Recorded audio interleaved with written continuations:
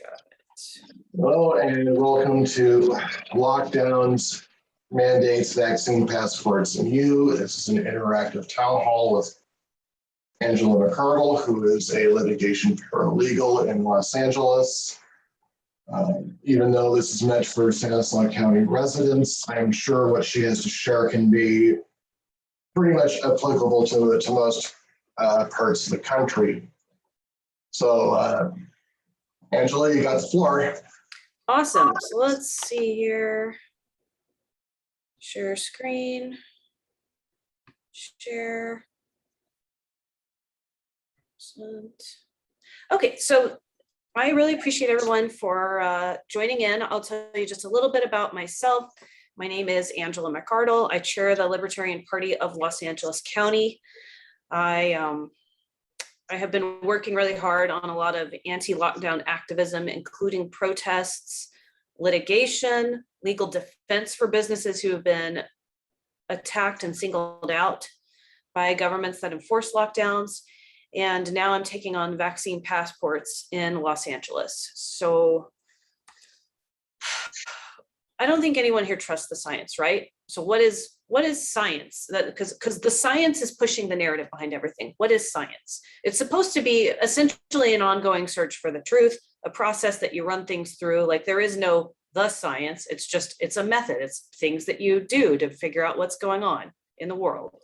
But what is the science? The science, in quotes, is like a cult or a religion.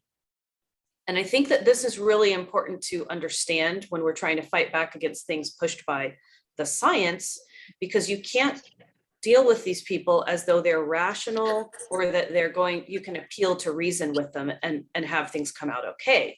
Unfortunately, when we push against the science and the narrative, we just get screamed at, ad hominem insults, personal attacks, things like that.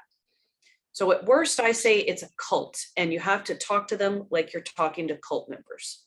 If you want to have a more generous take on it, and for the people who aren't quite so rabid, you could think of them as members of a religion, that it's a religion. So we're trying to convert people or de-brainwash them.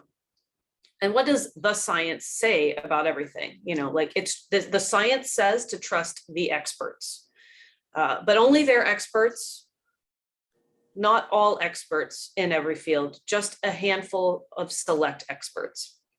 And what does a wide range of studies that come out of the greater scientific community say? Obviously, it doesn't all follow the same narrative. So that's why we don't trust the science, and that's why it's important to understand what the science is. And it's all just a feedback loop, the relationship between the science and our government. Unfortunately, they just feed into each other. It's sort of a chicken and the egg argument. I would say that the problems that we're seeing now in mainstream narratives and the science and, it's not just the left, like the state, all stems way back to the creation of the Federal Reserve, when we saw academics propping up government narratives on, economic issues. So it's a deeply entrenched problem, the unholy alliance between media, scientific narratives, economics, and academia. It's a really complex knot to untangle. So before we got vaccine passports, we had lockdowns, and it's kind of interesting. Everybody kind of wonders, who came up with lockdowns? Well, it's our hideous state, which was the first one, as far as I know, that enforced them in the United States. March 19th, we locked down a few days before other states. There were several other states that locked down on March 23rd. We probably got the idea from China. I don't like to scapegoat China as the source of every single problem, but let's be real. In this one, the virus came from over there. As much as we, know, if you believe in the virus, I respect that there are some people who don't believe in it, and I don't even care. That's not the argument. That's not the battle we have to fight right now, right? That's way down the rabbit hole. And we did have lockdowns in the past, but they were less aggressively enforced. The country did lock down partially for the Spanish flu, but you didn't have the same cultural enforcement for that narrative either. And that's probably a lot due to social media and how quickly information spreads now. So these are some of the issues, that we've got to kind of wrap our heads around. And I bet that no one on this call thinks that lockdowns worked. And a real struggle that we have to deal with when we talk about this with our elected officials and with other people that we're trying to network with is, what does it even mean to say that lockdowns worked? Because a lot of people who are progressive and who are bought into this ideology, they'll say that it worked and they'll point at their graphs, right? And then we can point at our graphs. And I thought about putting up some graphs for you all, but haven't we all just been graphed to death? What does it mean to slow the rate of infection? What do the number of cases mean? Who cares if everybody has been tested and 2/3 of people come back positive and they had no symptoms? So the rate of infection and the number of cases don't mean anything unless you're talking about rate of really bad infections or number of serious cases. It's meaningless, you know.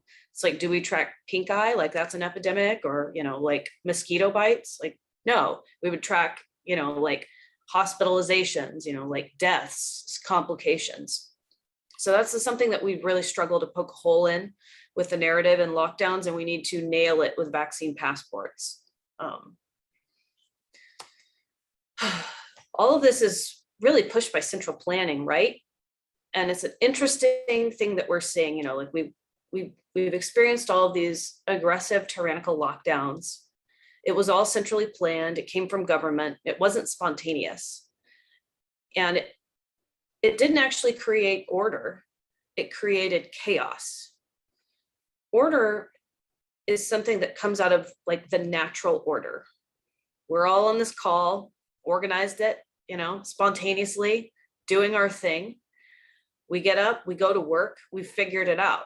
We didn't need the government to tell us, okay, so you need a job. We have, you know, jobs A, B, and C. Which one would you like to pick? I'll take job B, you know, okay, show up here. We just figure out our own lives. So we really got to push back against central planning, and we've got to poke a hole in that narrative if we want to beat this stuff. Government doesn't plan. It says that it plans, but all it does is just rip apart the natural order and create chaos. So let's talk a little bit about the damage that lockdowns have done. It wrecked the economy, like at large. Business owners were put out of work. It really severely impacted the elderly, and it hurt a lot of children. I mean, with the economy, I think we saw a 35% drop in GDP over the last year. That's horrifying. That's really devastating.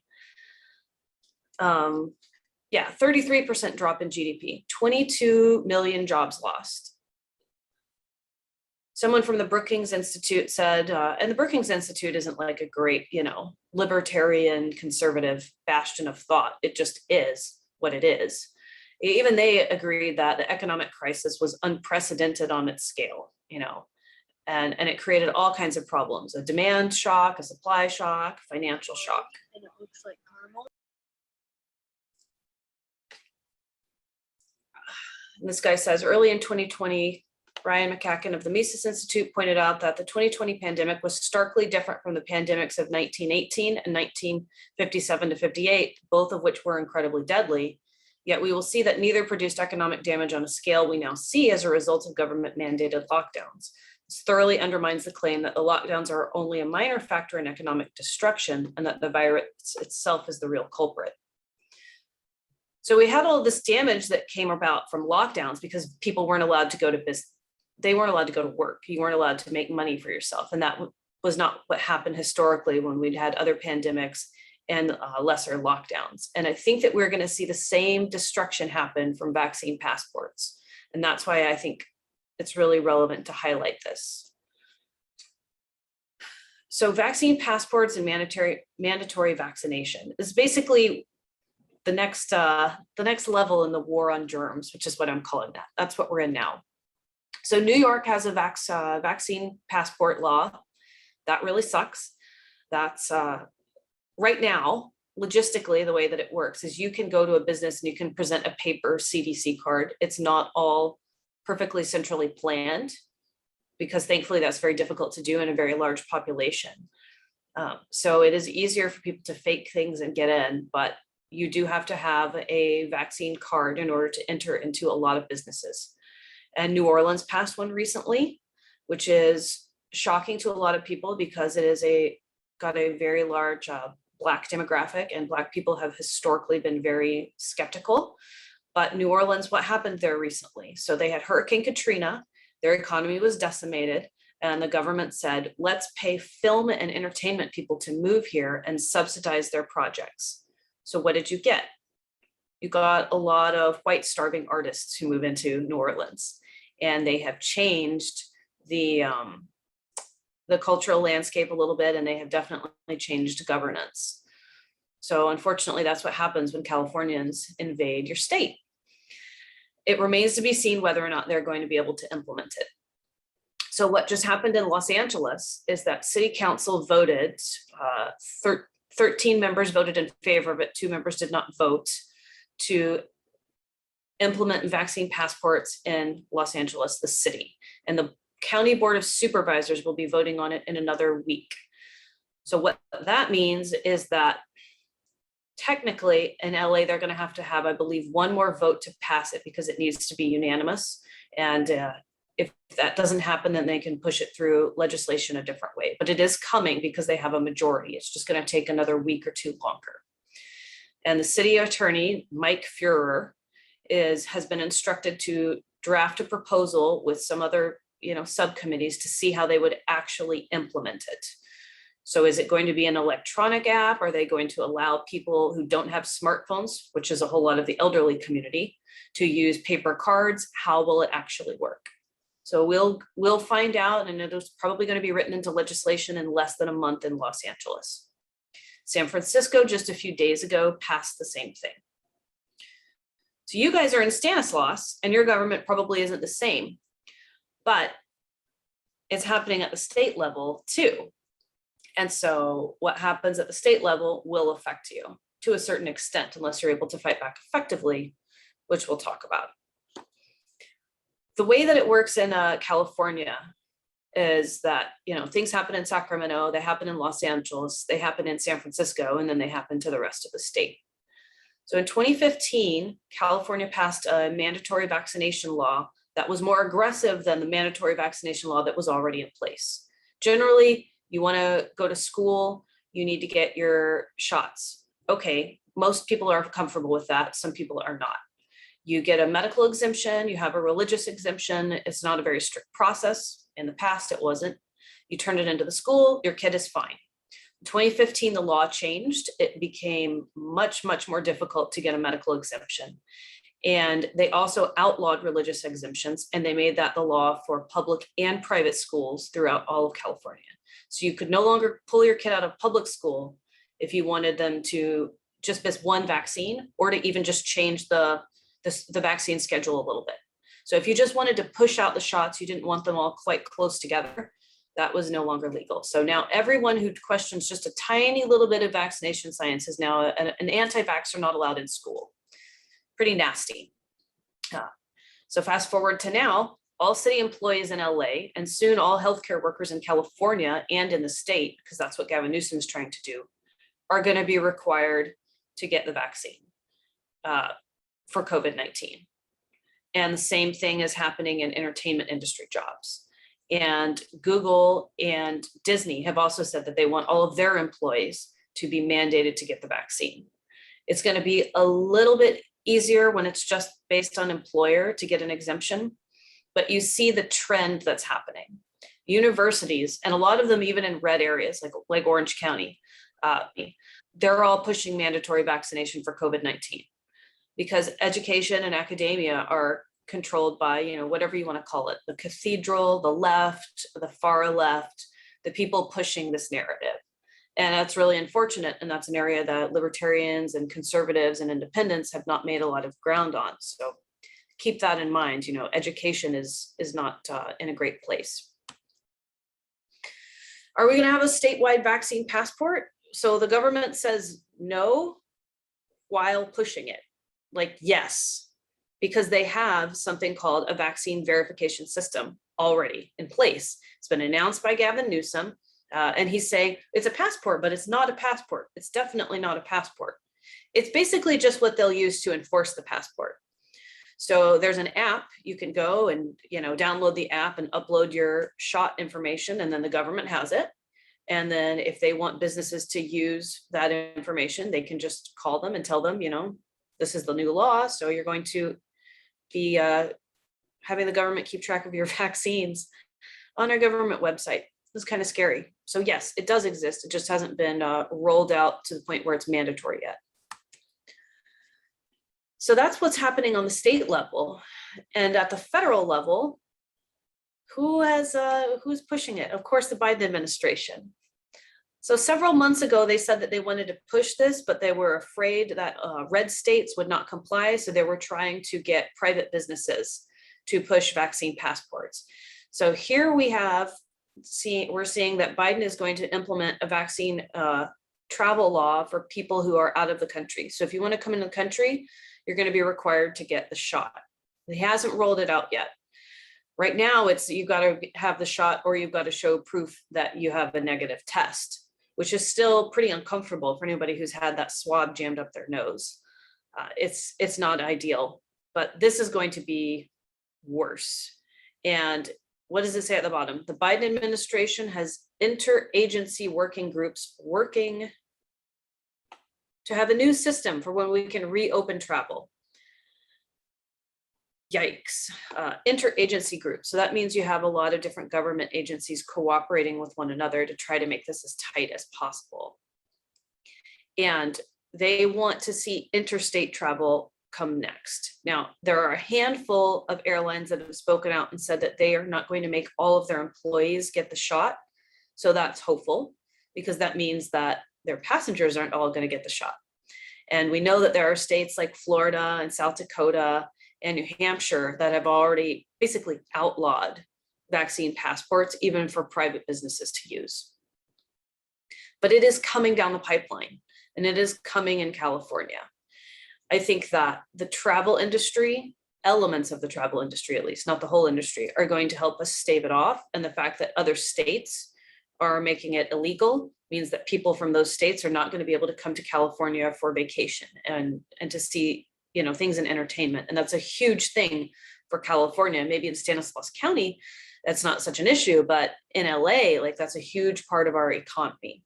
So we have that on our side. But what else can we really do about it? You've got to really organize in your county.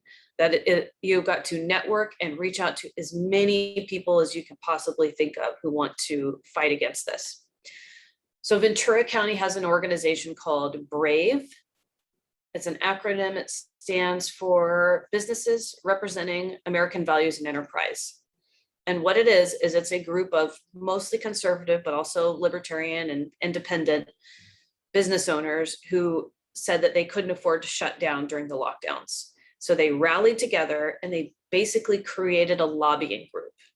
And it's a really strong lobbying group in Ventura, to the point where they have board of supervisor members coming and speaking to them because they're all afraid they're going to lose their jobs. They're afraid they're going to get recalled. They're afraid that they're going to get voted out. So that has actually been a really effective tool. It doesn't even have to be a partisan organization. It just needs to be people who are opposed to lockdowns. And the next thing that they'll be taking on are vaccine passports. And the California Mises Caucus did a documentary about it, actually. It's called The Unseen. And we went and we interviewed business owners and some of the people at Brave, and they explained how they got together. But it's just like a natural thing. You network with the people and they network, and you spread out and branch out until you've got enough people who can do this. You want to protest. Protesting is really effective if you do it in the right way. So protesting just randomly at a random time and day, even on the weekend, isn't always the most effective thing. What you want to do is you want to get a dedicated group of people to agree to a date and time before making the announcement, so that you've obviously got enough people who are going to be your support base. And you want to do it in front of a public official's office or city hall. And you want to do it while they're there. So it's frustrating, right? Because you need to take time off of work to do this if you have to work in an office building. But if you go and you protest on a Saturday afternoon, you don't interact with any city employees. We had a protest recently on Friday. It was smaller than I had hoped. It was about 50 people. We protested in front of LA City Hall. We interacted with lots of city employees, and a lot of them told us that they had gotten the vaccine, but they were opposed to vaccine passports and they supported us. So that was really great. We also got a lot of, a lot more foot traffic because as people are walking on their lunch break, going around, so on and so forth. So that was really good. You want to send out press releases in advance in a professional format, which you can Google. It's not too difficult, but they do need to be in a certain format. And you want to do it at least 3 days before your event so that the media has enough time to know what's going on. And you want to do something viral. So I got the media's attention because I built a guillotine in my house and I dragged it out to the front of City Hall and set it up. And that really got a lot of attention. KCAL or Channel 5 News came down and interviewed us. They were all over it. And we did get a really positive clip actually of myself speaking on the afternoon news, and it replayed twice, and we got our signs in. It was really good. You want to have really big signs that are easy to read too, because when the news scrolls by, they take like background images, like you want to give them something that really pops from the perspective of someone watching on TV. And obviously you want social media announcements, and you need to reach out to people who have a really wide influence and reach and get announcements there and blast it all over your local news channels, social media as well. That is really helpful. If you do all of that stuff and you network, not just on Facebook, because not everybody uses Facebook, you don't get young people that way. But if you hit TikTok, Twitter, Instagram, all of that stuff, then you'll start to get more people. And in the meantime, how do you, if we're hit by this again, and let me think about how to phrase that. So most people complied with lockdowns. I think 80 to 84% complied, like mostly. If that happens with vaccines, so right now we're at 70% of the people in LA have been vaccinated. We lost, they won't publish the study on how many small businesses we've lost. I haven't been able to find it. And whenever I ask, they won't tell us. But we lost, I would say 50% of the small businesses. And that was because so many people complied with lockdowns and so many businesses were shut down. So now vaccine passports are like wave 2.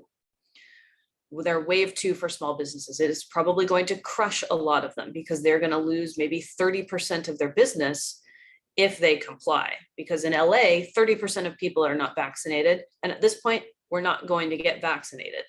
That's just what it is, right?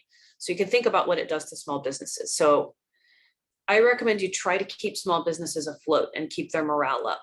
And you want to organize a black market group, and you want to do it really carefully.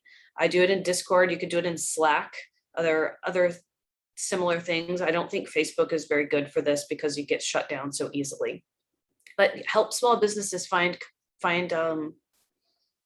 customers, help them find ways to stay in business.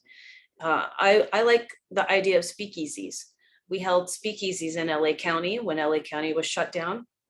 We invited businesses. We just said, we'll check everybody at the door. We'll do a cover. You do a limited menu. Let's just keep you in business. Let's keep business going. And it really boosted morale in the community too. There are a lot of things like that that you can do for people.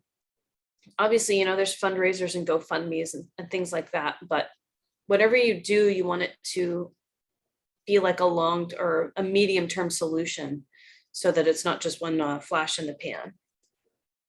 And small business outreach. One of the things that we worked on during the lockdowns in Los Angeles, and we worked very aggressively on this in January and February, is we had a list of restaurants, and we called thousands of restaurants, a group of us, to get them to defy the orders. And we pushed for everyone to reopen on Valentine's Day. And we had about 50 solid leads of businesses that said, since we have support, since you'll help us get customers, and you might help us run security or keep snitches out, we'll reopen. It was great. It was a huge, it was a really good positive experience. It was a huge help to them. And then it generated a list of businesses for us to work with in the future and people who we know are going to support us when we oppose vaccine mandates. So that is a really important thing to do. You want to keep track of everyone that you outreach to.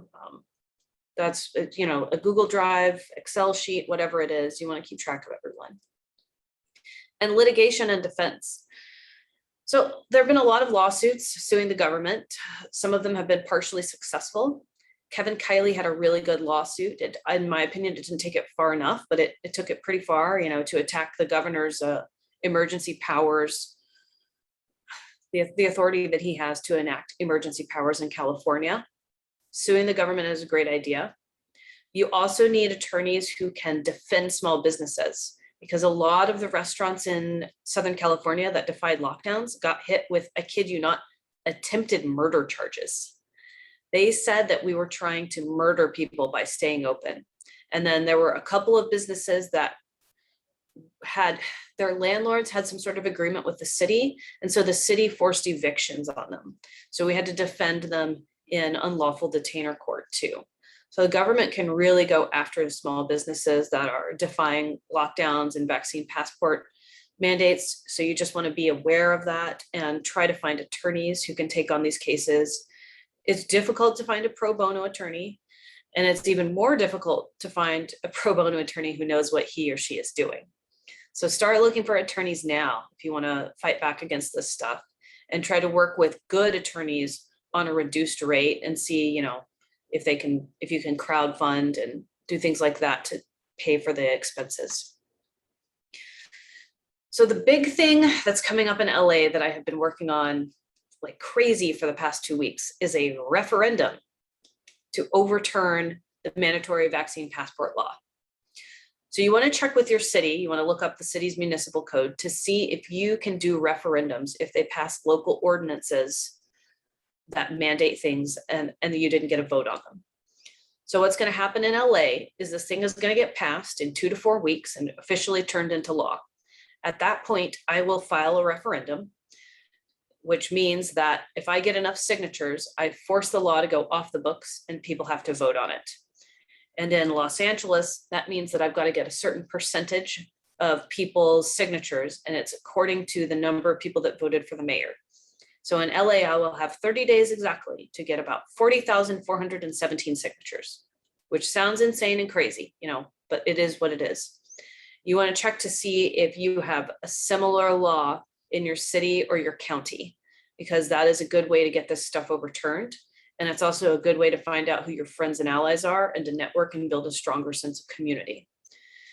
And if you want to get help on your referendum and find out more about it, you want to find local politicians who are opposed. They're in the minority. So in LA County, that would be Councilman John Lee. He's in the Valley. He's the most liberty-minded representative that we have on city council. And, you know, it's not perfect. He's not ideal. He's not great on every issue, but he's good on this issue. So we're going to be supporting him, you know, in a limited scope. So that's a really, really important thing. You want to get support of elected officials as much as you can in this stuff. And what could you do? So let's throw up a different scenario, right? So let's say that the Stanislaus is not going to pass anything like this. Modesto is just saying, no, we're not going to do it. We're not doing mandatory vaccination records. We're not checking that stuff. We stand against it.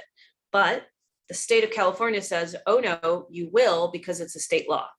So what do you want to do? You've got to attack it, you know, at a local level. You want to try to get your local government to stand against it, not just to passively, you know, roll over and get trampled upon. The first thing you want to do is reach out to law enforcement. So I emailed the LA County Sheriff's Office to ask, and I asked them very directly. I'm with the Libertarian Party of Los Angeles County. We're reaching out to see whether or not you're going to enforce vaccine passport laws, because the county is trying to make them legal and the city just voted yes on them. What are you going to do?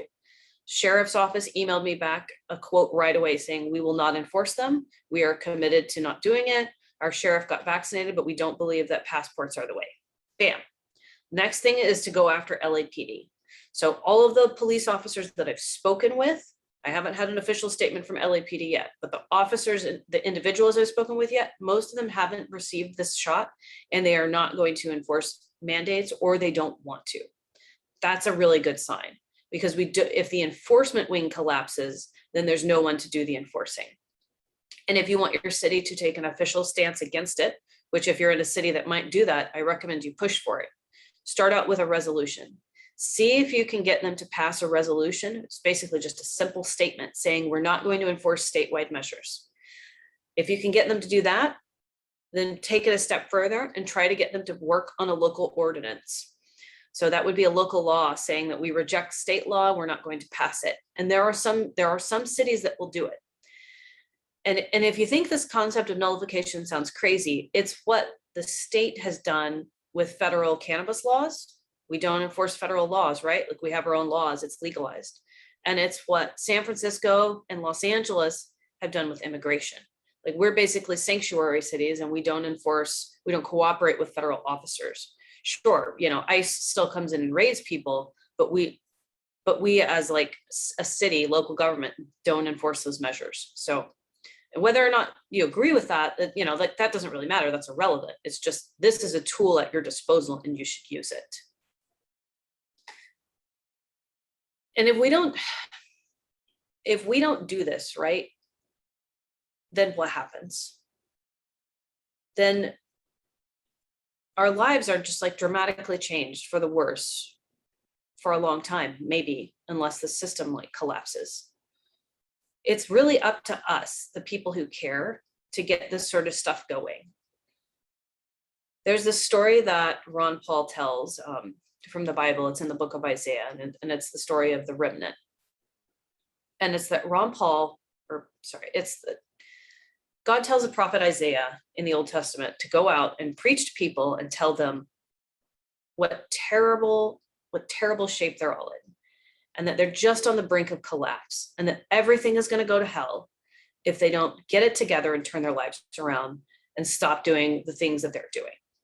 And then God also tells Isaiah, they're not going to listen to you. I want you to preach to them, but they're not going to listen to you. They're going to reject you. They're going to ridicule you. They're going to turn away from you. Some of them might want to hurt you. And so the prophet Isaiah says, well, why would I want to do that then? It sounds like pointless, like an exercise in futility. And God says, it's not for them. You're going to speak to everyone, but it's not for the majority. You need to go out and preach because the minority, the people who are not part of that group, they need to hear you. They need encouragement, and they need you to gather them together and build them up. Your job is to go out and find the remnant, because when everything else burns down and all hell breaks loose and society is just wrecked, you guys are going to rebuild.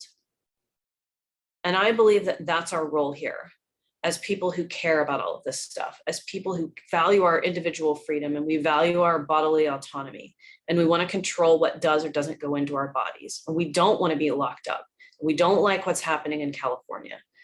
When things get so bad that everything just disintegrates, we don't want to exist in a warlord vacuum, right? Like we want to be there and ready to build back the way that we want to see the world. We want to lay the groundwork, start laying it now, because when all hell breaks loose, we'll be the ones standing there, sane, right? With a plan, with businesses that we support, with people who can educate our children. That's our role. And I think that California desperately needs it right now. And Stanislaus, much smaller than LA, right? Better situated to be the remnant too. So my call to action for you guys would be to be the remnant. When LA wrecks everything, you guys can still be standing there and pick up all the pieces. And, maybe in the future, California will be a great, beautiful state again. So no pressure. Does anyone have any questions for me on how all of that works?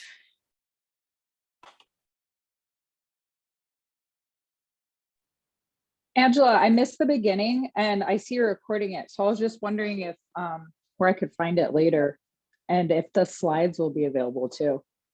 Charles, and yes, the slides will be available. Okay, thanks. Yeah, I'll be posting it on my YouTube channel, and it will also be on Rumble, just in case YouTube tries to get cute with me like they did with Senator Paul. Can you please share a link to those? Because I just got invited to this via Facebook Messenger, and so I'm not really familiar with your YouTube channel.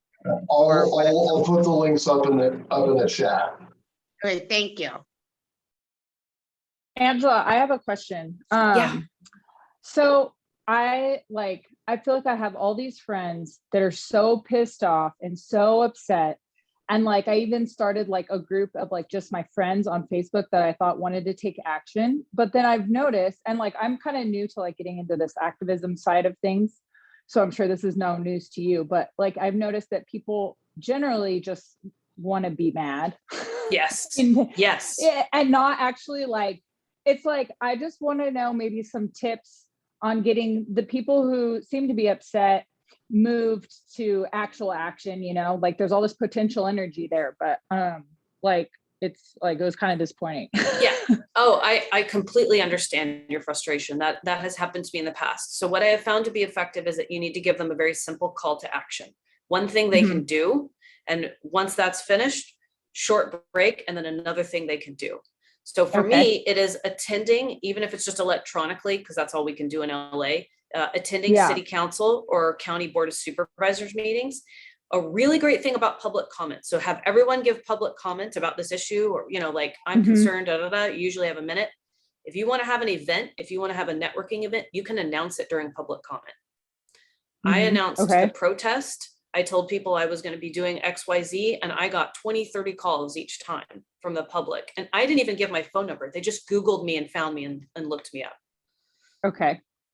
That sounds good. You want to work towards, I think, and this is what I'm working on right now, you want to work towards a lobbying organization, even if it's not official. So I got a website, a domain. I'm fleshing out the statement of principles, you know, what we're working towards and stated goals, and then inviting people to join it and making a small membership fee, $10, whatever, you know, because it'll cover the cost of your web hosting or whatever. People need to buy in. And when people spend a little bit of money, then they feel like they're more committed. Okay. So that is. Yeah, I started like a little thing. I just called it like San Diego Friends of Freedom.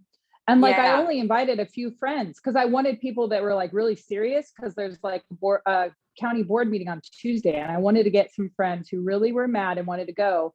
And I got like, it ended up being like, they invited friends. I got like 100 people in the group, which I didn't even attend. And then like, but everybody's just like, you know, like what, you know, this is, you know, people only want to like talk. And like, I kind of made it clear, like, let's keep this group like for like action oriented or things that'll help us like with what to say in the meeting.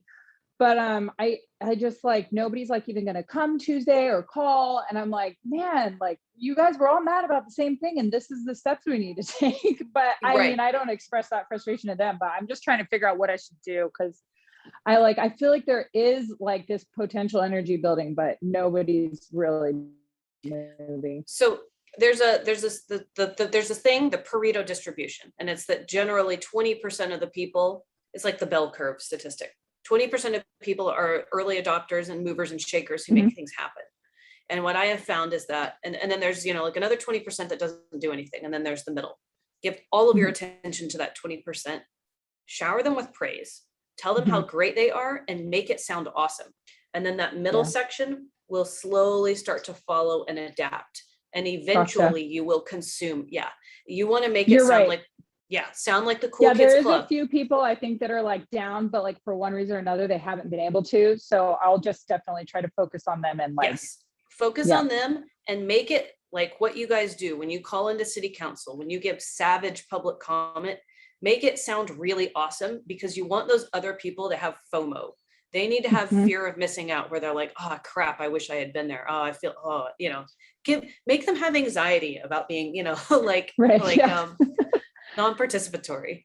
Yeah. Okay, cool. Thanks.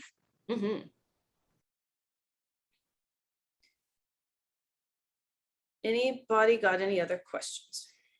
And Charles, thank you so much for putting this together. And thank you for showing up. So. Yeah. So anybody have any questions or comments for a stop recording?